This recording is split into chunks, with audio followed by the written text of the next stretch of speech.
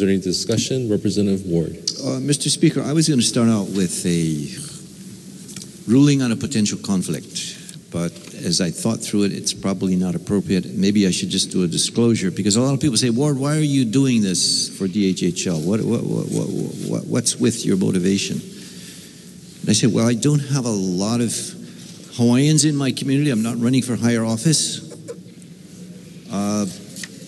But I'm an old Peace Corps volunteer who quotes Jack Kennedy a lot because of what we were doing in the villages of the world, saying we're not there to win friends for the Russians or win friends for the Americans. We're there because it's right.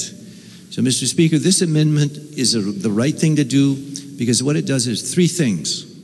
Number one, it restores the governor's funding into the budget. The governor's funding was $25 million. But it also goes one step beyond and then gives the Castanetti decision, which said, according to the Constitution, there should be 28 plus million for the Department of Hawaiian Homelands just to keep their lights on and hire their employees. But thirdly, and most importantly, Mr. Speaker, why I'm doing this, not only because it's right, it restores the dignity and gives hope for what otherwise the Hawaiians for 100 years have waited for, the 203,000 acres that were given, for what is now a 27,000 person wait list with only 9,700 houses. Mr. Speaker, this body belies the fact that there are 7,000 homeless people we got to help.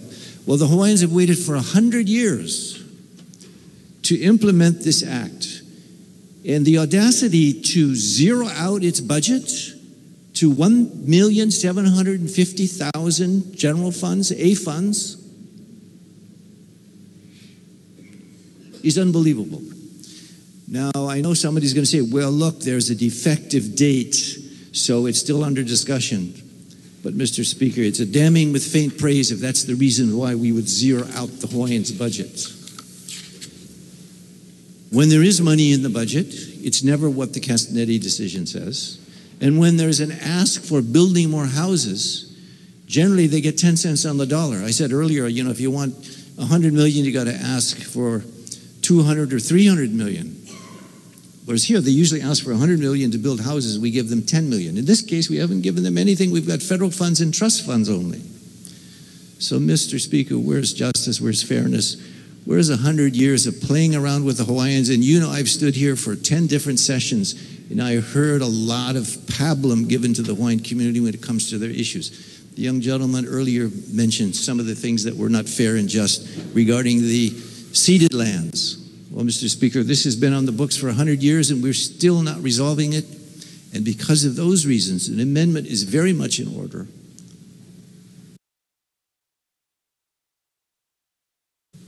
And for those reasons, I so move. Thank you. Representative Luke. Thank you, Mr. Speaker. In opposition to the floor amendment. First of all, I wanted to correct some of the things on the record. The governor's budget did not include $25 million. The governor's budget included no additional funds than what's included in the base, which is $9 million. So that's number one. The second thing is that the Castanetti decision has been overturned by the Supreme Court. So as a responsible body, we cannot pick and choose which decision we want. We need to comply by the last decision, which is the Supreme Court's decision, which overruled the $28 million. And the Supreme Court determined that it is up to the legislature to set that amount. The third thing is the amount that was provided to DHHL for the operation of DHHL for the budget for the Department of DHHL, both the governor and the legislature determined that it was about $9 million. Out of the $9 million, DHHL continued to struggle with fully spending that amount. The legislature, because we wanted to give a lot of room for the department, has not been taking the same approach with this department.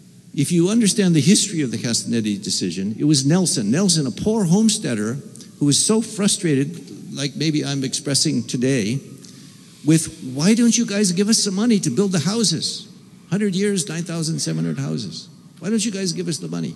He took The state to court won over a 5-year period probably 5 victories. But Mr. Speaker, he's a homesteader. These are the people who should be pushing that for the funding of it. That's what the purpose of the amendment is. A lot of times the Department of Hawaiian Homelands, when you look at the land that they have been given by the federal government, they're sitting on land that don't have infrastructure, don't have substantial sewer and water capacity. So what we as a responsible body need to look at is, hey, why should Native Hawaiians be only limited in living on those lands that they're given? We should be looking at things in other areas, including Hawaii Kai, East Honolulu, other areas that have the infrastructure. And so that's the failure of this body, that we don't voluntarily give up land within our districts to help elevate the Hawaiian people. So thank you very much. But Mr. Speaker, when you need money to build infrastructure, to build houses, all of the good chair of finance's excuses are just that. She did it in an excellent way, but it explains away our job. Our job, particularly before we see the census where it says, well, hey, there's no more Hawaiians eligible, it's 50% blood quantum. Are we going to wait till then that's the case and say, oh, well, yeah, we can't give you money because there's not enough eligible Hawaiians? Well, the way that marriage and the way that the homestead demography is going, Mr. Speaker, there will not be Hawaiians eligible, and we've only got 9,700 homesteads, 203,000 acres. Bishop Estate only has 365,000 acres. This is a land-rich department, but it's cash poor. And it's cash poor because of this body and the Senate. Mr. Speaker, I'll yield my time to the Minority Leader.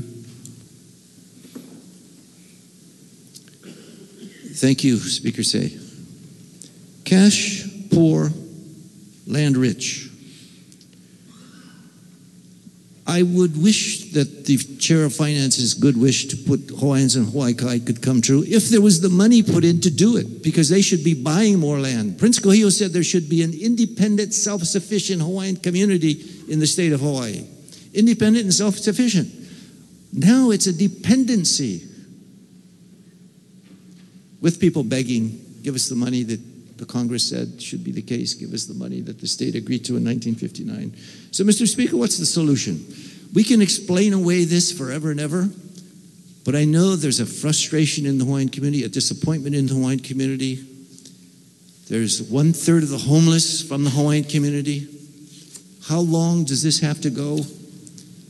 Many of you know that I interviewed all of the former directors of DHHL. They thought it was a great act, but they never felt they had the resources. They were disappointed in what they couldn't accomplish. So we called that research project Broken Promises. Broken Promises of 1921 and Broken Promises of 1959. We have a working group that is going to slowly go through the process of bringing attention to that issue, Mr. Speaker. But how long will the Hawaiians wait? How long should the Hawaiians wait for this? Again, it's not about me and it's not about the finance chair. It's about the people of Hawaii and the law of the U.S. Congress and the Constitution of this state, Mr. Speaker. We all rose our hand to defend the Constitution, and it's right in the Constitution that we will sufficiently fund the Department of Hawaiian Homelands. As of the 1978 Constitution, it is the law of this land. To say that we are sufficiently funding the Department of Hawaiian Homelands with no A funds except for $1.7 million, $750 million, $1,750,000 is a joke. Mr. Speaker, we can do better than this. We have to do better than this. And for those reasons, Mr. Speaker, this amendment will at least fund them so they can keep their lights on, hire their people, and pay their people.